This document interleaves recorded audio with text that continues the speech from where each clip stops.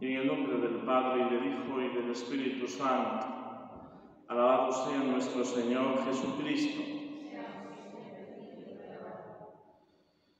Queridos hermanos, como señalaba el domingo anterior, estamos en esta etapa final del año litúrgico, lo que es el otoño del año litúrgico, un poco en paralelismo con la estación del año que nos toca, y precisamente ya a una semana de la fiesta de nuestro Señor Jesucristo, Rey del Universo, en el último domingo del mes de octubre.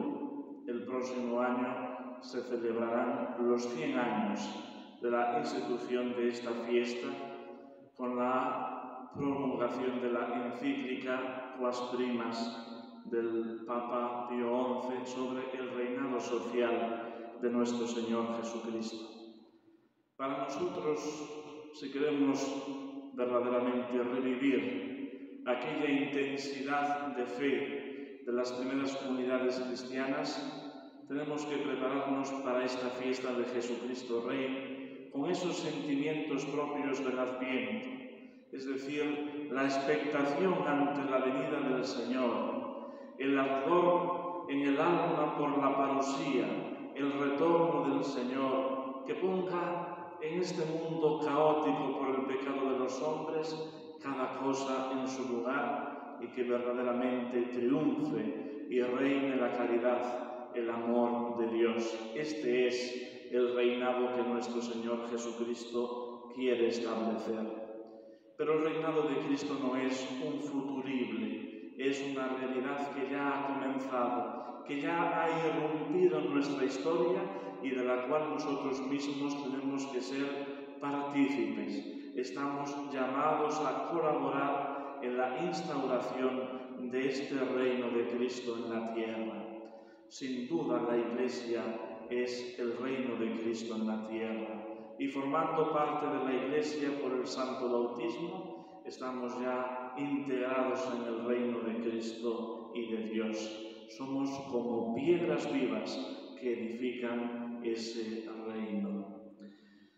Las lecturas que nos propone la Sagrada Liturgia en este domingo, tanto la epístola a los Filipenses como este Santo Evangelio que nos trae esta enseñanza, que nosotros mismos hemos hecho un refrán para decir a cada cual lo que le corresponde, a Dios lo que es de Dios y al César lo que es del César. Verdaderamente quieren poner de manifiesto la actitud del creyente a pesar de ese anhelo por el retorno del Señor. Sabemos que en esas primeras comunidades cristianas, especialmente aquellas que eran dirigidas por el apóstol San Pablo, había una vivencia intensa de la parusía. Se pensaba que el retorno del Señor iba a ser inminente. El mismo apóstol lo declarará así en algunas de sus epístolas y después él mismo caerá en la cuenta de que ese retorno quizás no sea tan inmediato, pero que hay que estar siempre vigilante, alerta, como el mismo Jesús nos invita tantas veces en el Evangelio, en distintas parábolas, como esos siervos que guardan vela que llegue su Señor a la primera vela de la noche, a la segunda, a la tercera. Lo mismo que aquellas vírgenes prudentes del Evangelio que están aguardando que venga el esposo. Esa es, en definitiva, la actitud propia del cristiano. Y esa es como se cierra la revelación de Dios que contiene la Sagrada Escritura con un grito de la Iglesia: Maranatá, ven Señor. Pero, como decía, en esas primeras comunidades también se daba, pues como siempre sucede, donde estamos los hombres como consecuencia de nuestra naturaleza dañada por el pecado, pues abusos, negligencias, y así el mismo apóstol tendrá que señalar a aquellos que dicen: ¿para qué nos vamos a esforzar? ¿Para qué vamos a trabajar si después, dentro de cualquier momento, viene el Señor y ya todo este mundo que ahora mismo estamos contemplando pasará? San Pablo le reprende duramente. El que no trabaja, que no coma, porque muchos se esfuerzan en no hacer nada. Y esto supone que estamos en este mundo no de casualidad. Dios nos ha puesto aquí. En definitiva, este mundo es el resultado de su obra creadora y que aunque esté dañado por la confusión y el caos que ha generado el mal y el pecado en el mundo, que intenta revertir el orden establecido por Dios, precisamente la misión del cristiano es la de instaurar todas las cosas en Cristo. Es la de que ese reinado que estamos llamados a establecer vuelva ya de forma inmediata a colocar cada cosa en su lugar. Vivimos, por así decirlo, en el ya, pero todavía no.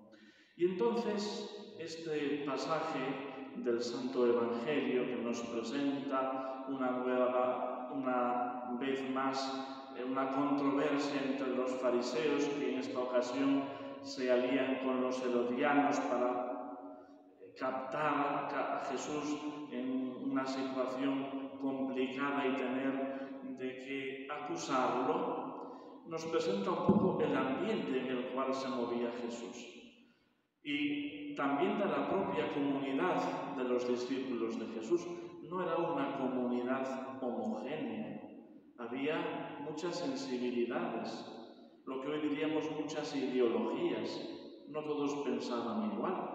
Pensemos que entre los apóstoles encontramos a uno que pertenecía a los publicanos como San Mateo, que es decir, los que no solamente eran colaboracionistas con el régimen impuesto por los romanos, sino precisamente que estaban contaminados de pecado, eran pecadores públicos porque se dedicaban a cobrar fraudulentamente el impuesto para los romanos.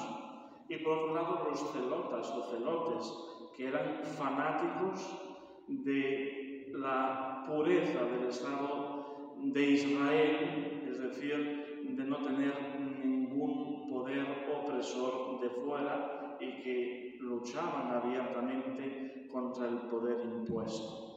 Sin embargo, en torno a Jesús hay una unidad, hay una intensa vida de comunión y unión entre los apóstoles y los discípulos. Y esto, pues, suscita esta controversia. ¿De qué es partidario Jesús? Recordemos que cuando el Sanedrín presenta a nuestro Señor ante Poncio Pilato, lo presenta precisamente como un cabecilla que ha establecido un poder temporal y que esto puede suponer un acto de rebeldía a la autoridad del César. Y esto, pues, pone de manifiesto la falsedad de los argumentos de los fariseos, que sí tenían claro lo que suponía el contacto con los romanos, el estar precisamente en un lugar pagano como podía ser el pretorio o cualquier tipo de comunicación con ellos, y sin embargo, por sus conveniencias, para acusar a nuestro Señor Jesucristo y acabar con él, se alían con el poder extranjero. Pero de esta actitud oscura y falsa de los fariseos y de los herodianos, nuestro Señor Jesucristo quiere proponernos una enseñanza. Y es que en esa inscripción que le presentan con el denario, quien está reflejado es la efigie del César. Por eso, cuando Jesús dice al César lo que es del César y a Dios lo que es de Dios, nos está enseñando. El vil dinero, que es una representación de lo material, de lo terrenal, de lo que es propio de aquí abajo, se le debe a aquellos que son de este mundo. Pero cuando hablamos de lo que está inscrito, de la imagen que está grabada en nosotros, lo que los griegos dicen iconos, es la imagen y semejanza de Dios. Por tanto, ¿qué tenemos que dar al César? ¿Qué tenemos que ofrecer al mundo? Pues lo propio de este mundo. Hemos de tener un comportamiento ejemplar, hemos de colaborar dentro del orden establecido con aquello que es legítimo y legal, hemos de buscar el bien común. En definitiva, todas aquellas cosas que son consecuencia de un obrar cristiano en una sociedad, como dirían hoy, que es plural, donde hay muchas sensibilidades, muchas mentalidades, pero en la que nosotros estamos llamados a dar lo mejor de nosotros mismos. Y en definitiva, un testimonio de vida íntegra que sirva que para aquellos que desconocen la fe o que están alejados de ella, pues puedan sentirse atraídos por el mensaje que en nuestras palabras y acciones se pueda manifestar. Pero a Dios no le corresponde una calderilla. A Dios lo que le corresponde es la imagen que está grabada en nosotros, es decir, nuestra dignidad más alta. Somos personas, por el bautismo hechos hijos de Dios, y por tanto a nuestro Señor le debemos todo nuestro ser, todo nuestro obrar, todo nuestro hablar, en definitiva, nuestra integridad. Y esto nos tiene que sacudir interiormente. ¿Qué le ofrezco yo al Señor? De mi vida, de mi tiempo, de mi dinero, de mis talentos, de mis cualidades, de todos aquellos aspectos que de alguna manera encarnan la realidad que yo soy como persona. ¿Le ofrezco lo mejor o le ofrezco una calderilla como la que le puedo dar y le doy al mundo? El creyente verdaderamente sabe que le pertenece a Dios por el bautismo. El santo bautismo nos integra, nos configura con Jesucristo, nos saca del mundo y del poder de las tinieblas para ser ya propiedad y pertenencia de Dios. Pero nuestra naturaleza dañada, nuestro pecado, nuestras pasiones y concupiscencias están siempre tacañeando con el Señor. Voy a quitarle el tiempo que le es debido, voy a quitarle la dedicación que le corresponde a aquel a quien reconozco por mi soberano y mi Señor, por mi Creador. Y por tanto tenemos precisamente que hacer esa guerra interior contra nuestros enemigos, los enemigos del alma, el mundo, el demonio y la carne. Un combate, nos decía el apóstol San Pablo el domingo pasado, una guerra cósmica contra los espíritus que están en los aires. Queridos hermanos, esta es la tarea que nos toca. No nos engañemos, no pensemos que es un relato fantástico y que vivimos una realidad virtual. Es lo que en nuestro día a día nos encontramos.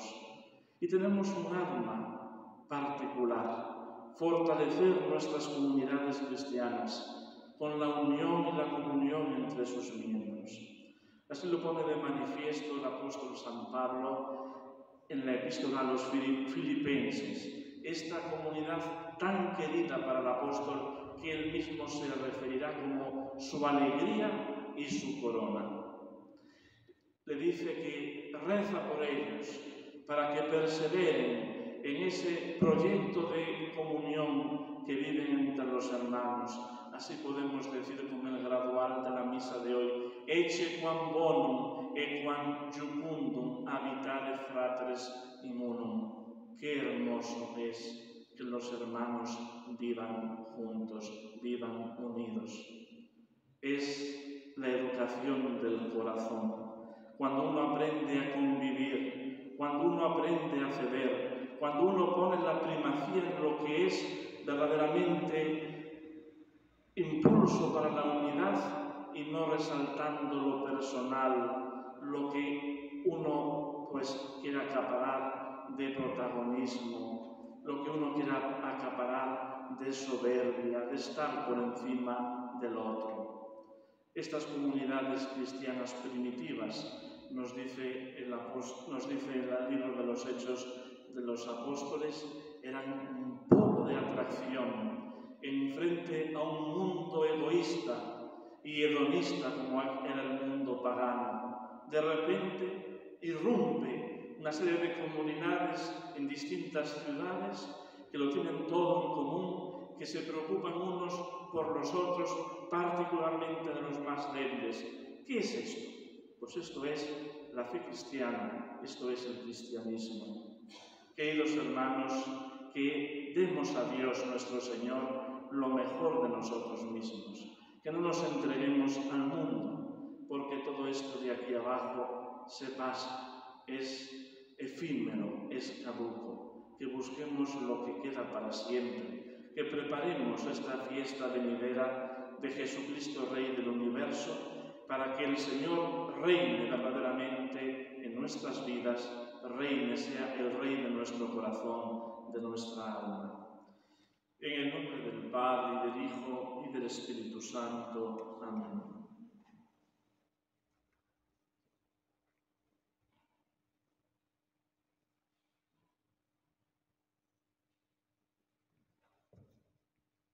Credo in unum Deum, Patrem omnipotentem, Factorem caeli et terrae, visibilium omnium et invisibilium, et in unum Dominum Iesum Christum, Filium Dei unigenitum, et ex Pater natum ante omnia saecula, Deum de Deo, lumen de lumine, Deum verum de Deo verum, genitum non factum consubstantialem Patri, per omnia facta sunt, qui proter nos homines et proter nostra salutem, descendit et cesis, et incarnatus est Spiritus Sancto, ex Maria Virgine, et homo factus est. Crucifixus etiam pro nobis sub Pontio Pilato, passus et sepultus est, et resurrexit per sia die secundus Scripturas, et ascendit in caelum, sedet ad dexteram Patris, et iterum venturus est cum gloria, judicare vivos et mortuos, cujus regnum est finis, et in Spiritum Sanctum Dominum et vivificante, qui es Patre Filioque procedit, qui cum Patre et Filios sunt adoratur et cum glorificatur, qui locutus est per profetas, et una santa, catholica et apostolica Ecclesia, confidium baptisma in remissionem peccatorum, expecto resurrectionem mortuorum, et vitam venturi seculi. Amen.